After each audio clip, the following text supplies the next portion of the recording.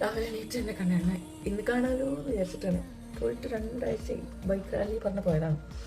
ആദ്യത്തെ ആഴ്ച നോക്കുന്നുണ്ടാവില്ല, പക്ഷെ 2ാമത്തെ ആഴ്ച ഭയങ്കര വിശ്വാസം.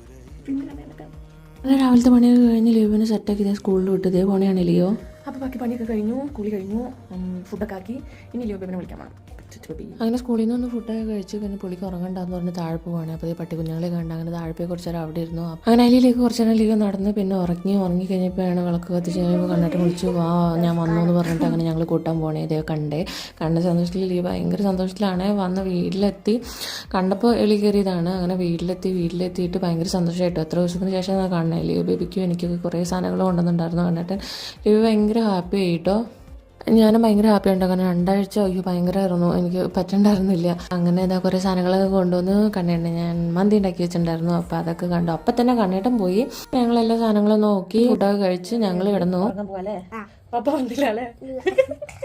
പപ്പ വന്ന് പപ്പയുടെ വഴിക്ക് പോയി. പപ്പയ്ക്ക് അവിടെ പാർട്ടി അല്ലേ? നമ്മള് പാവം. അങ്ങനെ കുറച്ച് കഴിഞ്ഞപ്പോൾ കണ്ണേട്ടൻ വന്നു. പിന്നെ ഉറങ്ങാൻ കിടന്നാൾ തുള്ളലായി ചാടലായി.